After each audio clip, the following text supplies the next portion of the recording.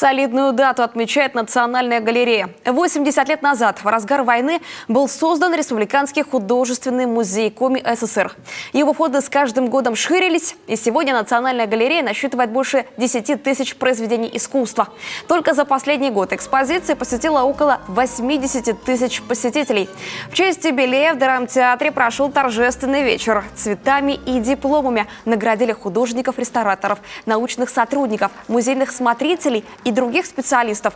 Галерея не стоит на месте. Сегодня она привлекает внимание тем, что часть произведений искусства переводит в цифровой формат. У нас работает платформа «Артефакт», которая позволяет произведения живописи и скульптуры, которые расположены в нашей экспозиции, считывать через QR-код дополнительную информацию, которая превышает просто иногда рассказ экскурсовода.